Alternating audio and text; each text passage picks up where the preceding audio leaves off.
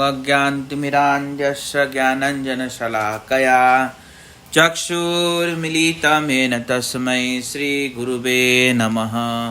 नमो विष्णुपादाय राधिकाय प्रियात्मने श्रीमद्भक्तिवेदान्तनारायणीति नामिनि।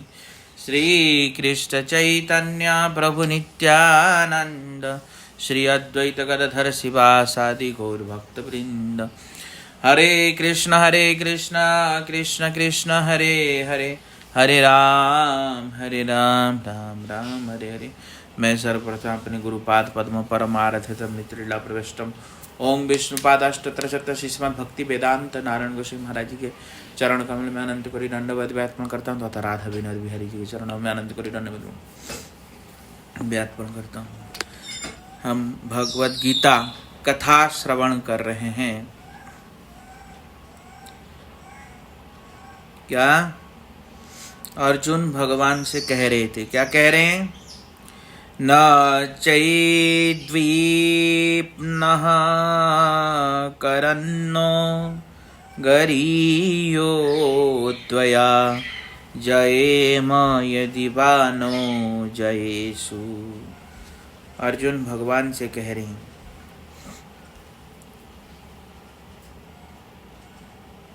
हम लोगों के लिए युद्ध में जीतने या पराजित होने में क्या श्रेष्ठ है, मैं इसे नहीं समझ पा रहा हूँ। अगर मैं जीत भी जाऊं या हार भी जाऊं, इसमें मेरा क्या श्रेष्ठ होगा, मैं ये समझ नहीं पा रहा हूँ। क्योंकि जिनकी हत्या कर हम जीवित भी नहीं रहना चाहते हैं, वे धृतराष्ट्र के पक्ष वाले युद्ध के लिए सामने खड़े हैं। जिनकी हत्या करके मैं जिंदा भी नहीं रह पाऊंगा सोच के, और वो सब धृतराष्ट्र के पक्ष के लिए हमारे सामने खड़े, हमारे सामने खड़े हैं। तो यहाँ ऐसे कह रहे हैं, क्यों कह रहे हैं? क्योंकि कह रहे हैं कि अगर मैं मान लो इन लोगों से, मैं गुरु वर्गों से लड़ूं, गुरुद्रोही होकर के मैं जीत भी जाऊं, इसमें भी संशय है। क्योंकि जीतूंगा कि नहीं जीतूंगा ये भी मैं नहीं जानता, या जीत भी जाऊं तो इन लोगों को मार के मैं कैसे शांति से रह सकता हूं। इस प्रकार भगवान को अर्जुन कह रहे हैं। बाद में अर्जुन ने सोच समझ के से परे समझ लिया और हार गए, थक गए, बुद्धि चलाना थक गया, और बुद्धि चलाना बंद करके भगवान के चरणों में शरणागत हुए। और क्या कहा कि कार्पण्य दोषो महस्त्वभाव पृच्छामि त्वं धर्म समूढ़ चेतः यच्छ्रेयः स्यान्निश्चितं ब्रूहि तन्मे शिष्यस्तेऽहं साधि मां त्वां प्रपन्नम्। भगवान को अर्जुन कह रहे हैं, क्या कह रहे हैं? स्वाभाविक शौर्य धर्म का परित्याग कर कायरता रूप धर्म से अभिभूत धर्म के निरूपण में मोहित चित्त वाला मैं आपसे पूछता हूँ, मेरे लिए जो मंगलकारी है वह निश्चय कर। आप कहे मैं आपका शिष्य हूँ, अतः मुझ शरणागत को आप शिक्षा प्रदान करें। भगवान यहाँ पे कहा मैं आपके शरण में, मुझ शरणागत को आप शिक्षा प्रदान करें। यदि अर्जुन कृष्ण अर्जुन के प्रति युक्ति करे, मतलब व्यंग से कहे या मजाक करके कहे कि अच्छा क्षत्रिय होकर भी जब तुमने तर्क के साथ शास्त्र का अर्थ मानकर भिक्षा के लिए भ्रमण करने का निश्चय कर ही लिया है, तो फिर मेरे कहने से और क्या लाभ होगा। हाँ, अब तुम कह रहे हो कि कहो, तो मेरे कहने से क्या लाभ होगा, क्योंकि तुम तो मन बना लिया है। तो इसके उत्तर के लिए अर्जुन कार्पण्यादि दोषों को, शब्दों को कह रहे हैं। स्वाभाविक विपरीतता का त्याग ही कार्पण्य या मेरी कायरता है। धर्म की गति सूक्ष्म होती है, अतएव धर्म के संबंध में मैं मूढ़मती हूँ, मैं नहीं जानता। तो इसलिए यहाँ पे कह रहे हैं धर्म सम्मूढ़ चेता। मैं क्या हूँ?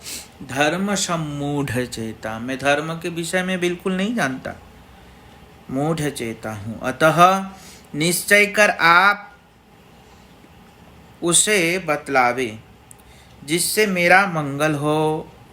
अर्जुन श्री कृष्ण से कहते हैं, यदि आप कहे कि पंडित अभिमानी होकर तुम मेरी बातों को खंडन करते हो, तो उसके लिए मानो अर्जुन कह रहे हैं कि मैंने अब शिष्यत्व ग्रहण किया, आप जो कहोगे मैं मानूंगा, मैं आपकी बातों को खंडन करूंगा नहीं, क्योंकि मैं शरणागत होकर के आपके बात को समझूंगा और आप जैसे कहोगे मैं ऐसे करूंगा, क्योंकि मैं आपके शरण में। ऐसा अर्जुन ने कहा।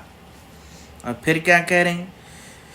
पृथ्वी के निष्कंठ और समृद्ध राज्य एवं देवताओं के आधिपत्य को पाकर के भी मैं ऐसा कोई उपाय नहीं देख रहा हूँ जो इंद्रियों को सुखाने वाले इस शोक को दूर कर सके। क्या कह रहे हैं? पृथ्वी के साम्राज्य को प्राप्त करके, इंद्र के बराबर साम्राज्य प्राप्त करके भी हमारे इंद्रियों को सुखाने वाले जो शोक मेरे अंदर उत्पन्न हुआ, ये कैसे भी नष्ट नहीं होगा।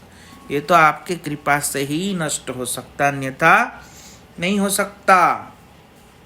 ऐसा कौन कह रहे हैं? अर्जुन कह रहे हैं भगवान को।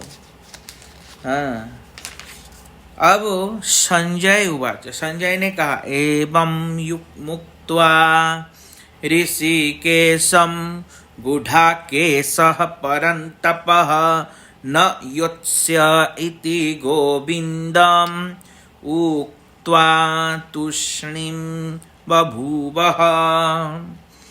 क्या कह रहे हैं? संजय ने कहा, इस प्रकार कहने के बाद शत्रुओं को दमन करने वाले अर्जुन श्री कृष्ण से यह कहकर चुप हो गए कि हे गोविंद, मैं युद्ध नहीं करूंगा। हे भारतवंशी धृतराष्ट्र, क्या कह रहे? हे भारतवंशी धृतराष्ट्र, उस समय दोनों सेनाओं के बीच में शोकातुर अर्जुन के श्री कृष्ण ने मानो हंसते हुए यह वचन कहा। क्या कहा? श्री भगवान ने कहा, तुम नहीं शोक करने योग्य वस्तुओं के व्यक्तियों के लिए शोक कर रहे हो, पुनः पांडित्यपूर्ण वचन भी कह रहे हो, किंतु पंडितगण न तो प्राणहीन और न ही प्राणवानों के लिए शोक करते हैं।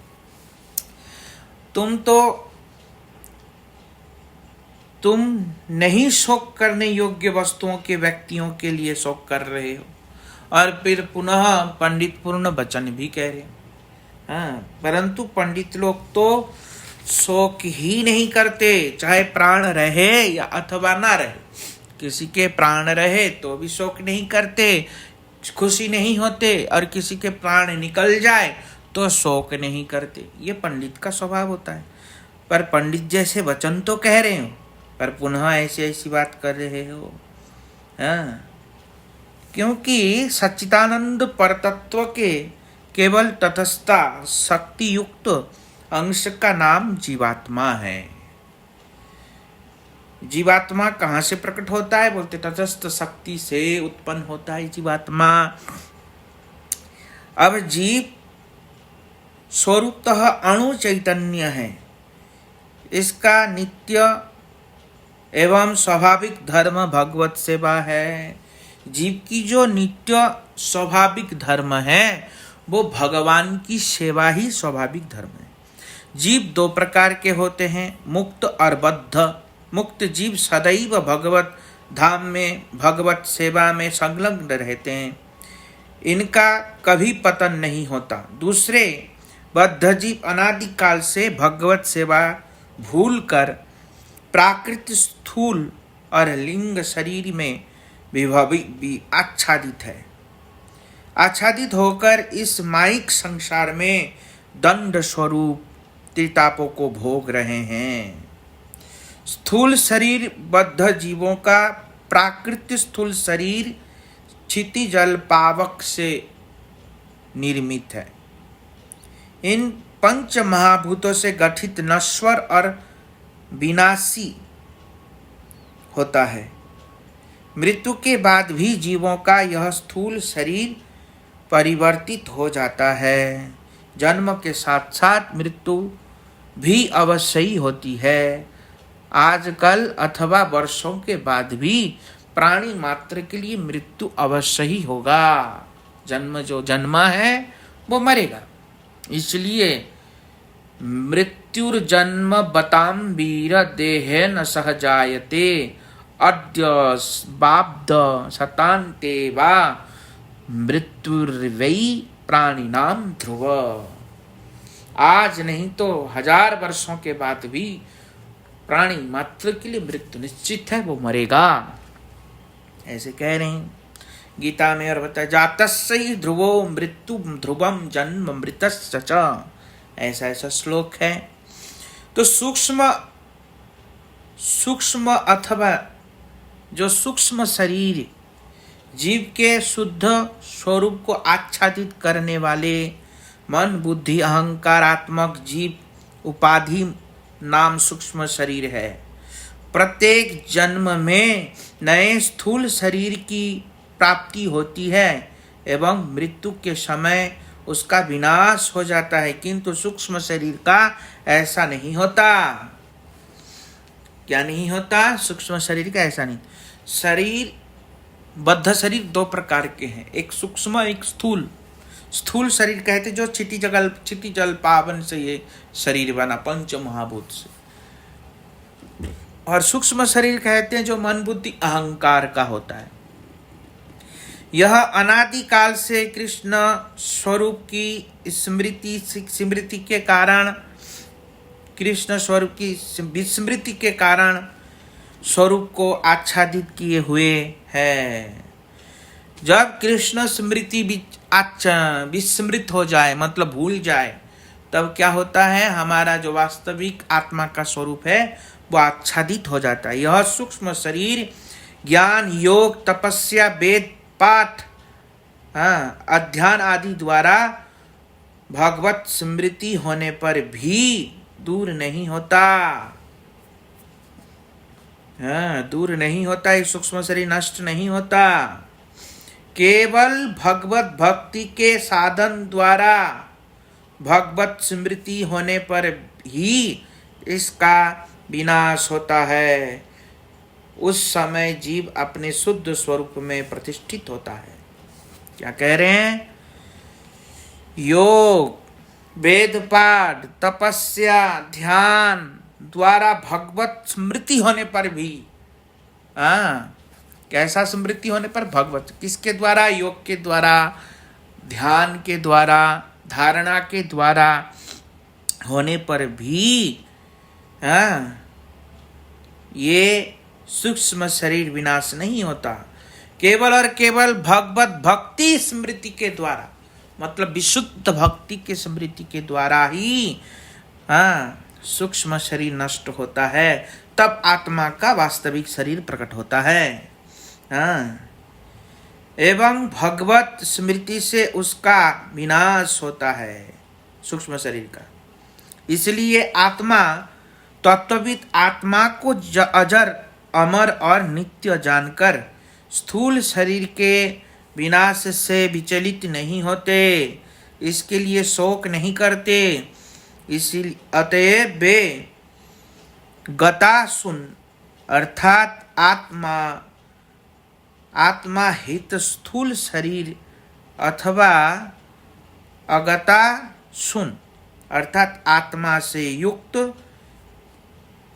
किंतु भविष्य में अवश्य ही नष्ट होने वाले स्थूल शरीर के लिए शोक नहीं करते, किंतु देह में आत्मबुद्धि रखने वाले अज्ञानी लोग आत्मा की तो बात ही क्या, सूक्ष्म शरीर का ही भी परिचय नहीं। जो देहात्मंध व्यक्ति है, आत्मा की तो बात ही दूर है, सूक्ष्म शरीर का भी उसको पता ही नहीं। हमारे अंदर और एक शरीर है, उसके अंदर फिर आत्मा है, ऐसा पता नहीं लोगों को। लोगों को सूक्ष्म शरीर का पता नहीं, स्थूल शरीर का तो पता है, देहात्म बुद्धि आत्मा मतलब ये भारी आवरण वाला शरीर का तो पता है, पर इसके अंदर भी सूक्ष्म शरीर है उसका पता नहीं है, और उसके अंदर आत्मा कैद है उसको पता नहीं। तो इसलिए उनको पता नहीं है, न जानते हैं। आत्मा से युक्त स्थूल शरीर को ही पिता पुत्र भाई बंधु समझते हैं, तथा उस शरीर से आत्मा के निकल जाने पर पिता पुत्र भाई बंधु की मृत्यु हो गई है, यह जानकर उस शरीर के लिए ही शोक करते हैं। ऐसा शोक करते हैं, इसलिए नहीं जानते, शोक करते हैं। अब क्या कह रहे हैं, न त्वेवाहम जातु नासम न त्वं नेते जनाधिपाः न चैव न भविष्यामः सर्वे वयमतः परम। भगवान कह रहे हैं ऐसा किसी काल में नहीं हुआ, ऐसा किसी काल में नहीं हुआ कि मैं नहीं था या तुम नहीं थे या ये सभी राजा लोग नहीं थे या ये राजा लोग रहेंगे नहीं, ऐसा कभी नहीं होगा। हमेशा से मैं भी था, तुम भी थे, ये सब लोग भी थे, है, रहेंगे, क्योंकि आत्मा की मृत्यु नहीं होता। तो परमात्मा है तो आत्मा भी है। बहुत लोग कहते हैं आत्मा में विलीन हो जाएंगे, तो यहाँ भगवान उसको खंडन करके कह रहे हैं ऐसा कभी नहीं होता कि मैं नहीं रहूँगा या तुम नहीं रहोगे। ऐसा किसी परिस्थिति में नहीं कभी होगा। हम लोग हमेशा से थे, है, रहेंगे। तो ऐसा किसी काल में नहीं हुआ कि मैं कृष्ण नहीं था, तुम अर्जुन नहीं थे और ये सभी राजा लोग नहीं थे, और न ही भविष्य में ऐसा कभी होगा कि हम लोग नहीं रहेंगे। हम लोग हमेशा से थे, है, रहेंगे, ऐसा भगवान कह रहे हैं। इसलिए स्थूल शरीर के साथ जीवात्मा का संयोग ही जन्म तथा वियोग ही मृत्यु कहलाता है। इसलिए स्थूल शरीर में आत्मा की अवस्थिति होने से लोग परस्पर प्रीति व्यवहार करते हैं, किंतु स्थूल देह में आत्मबुद्धि रहने वाले अज्ञानी जीव इस तत्व को न जानने के कारण शरीर से आत्मा से अंतर्ध्यान होने पर मृत देहों को लेकर शोक मग्न हो जाते हैं। श्रीमद् भागवत में शिल सुखदेव गोस्वामी इसी प्रकार प्रश्न सुखदेव के सामने इसी प्रकार परीक्षित महाराज जी ने प्रश्न किया था कि व्यक्ति अपने बच्चों को छोड़ के, अपने स्वजनों को छोड़ के, अपने पति पुत्र गृहादि को छोड़ के, उससे भी ज्यादा यहाँ तक कि अपने आप को भी छोड़ के कृष्ण से प्रेम क्यों कर रहे हैं ब्रजवासी? ऐसा प्रश्न किया। क्या प्रश्न किया कि अपने को छोड़ के, अपने बच्चों को छोड़ के, सब कुछ छोड़ के कृष्ण से ज्यादा प्रेम क्यों कर रहे हैं? तो उस समय सुखदेव गोस्वामी महाराज जी ने जवाब दिया। क्या कहा कि जिस प्रकार हम अपने शरीर को प्रेम करते हैं, किसको करते हैं? अपने शरीर को। और शरीर चाहे कितना भी जीर्ण शीर्ण हो जाए फिर भी ये शरीर को छोड़ना नहीं चाहते। क्यों? क्योंकि हम आत्मा को प्रेम करने के कारण ऐसा होता है। हम मैं और मेरा में अंतर है। देखो, मैं हुआ तो कौन हुआ? मैं आत्मा। मैं कौन हूं? आत्मा। और मेरा शरीर मतलब क्या, मैं आत्मा से मेरा शरीर अलग है। पर इस तत्व को सांसारिक लोग नहीं समझ पाते हैं। कोई ये थोड़ी कहता है मैं शरीर हूं, मैं हाथ हूं, मैं पैर हूं, ऐसा तो नहीं कहता ना। लोग क्या कहते हैं, मेरा शरीर, मेरा हाथ, मेरा पैर, मतलब मेरा और मैं में अंतर है। समझ में आया? तो मैं कौन है? मैं जीवात्मा, आत्मा। तो आत्मा से प्रेम होने के कारण ये शरीर छोड़ने की इच्छा नहीं होता।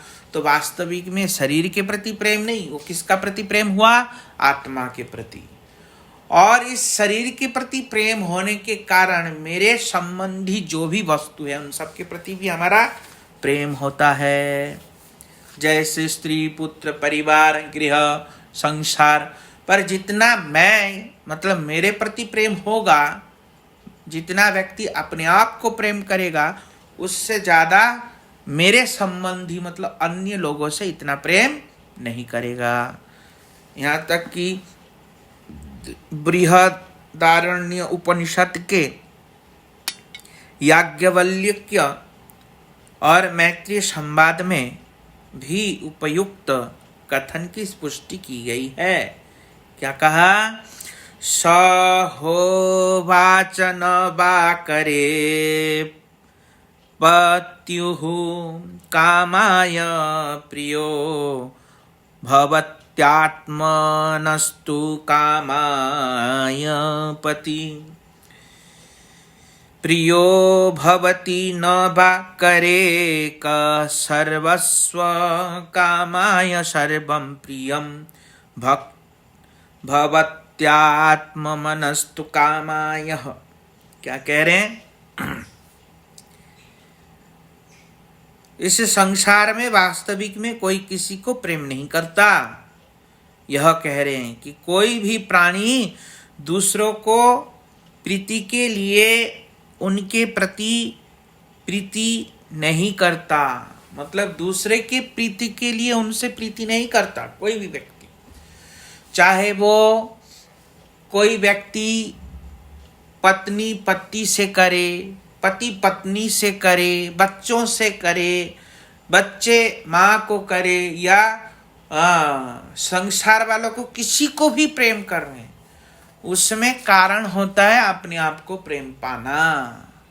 इस कारण लोग करते हैं एक दूसरे से।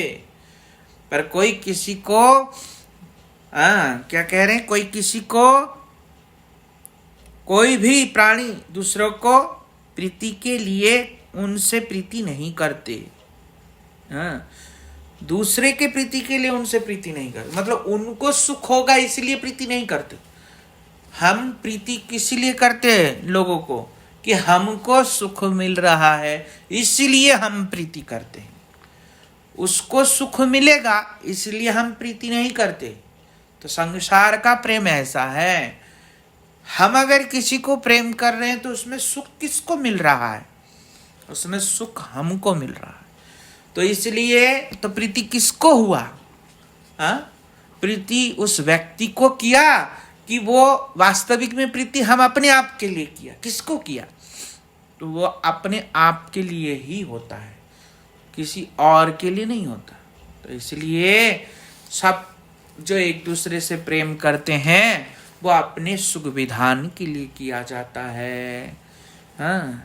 तो वांछा कल्पतरुभ्यश्च कृपा सिंधु पतितानां पावनेभ्यो वैष्णवेभ्यो नमो नमः। बाकी कथा हम लोग कल श्रवण करेंगे।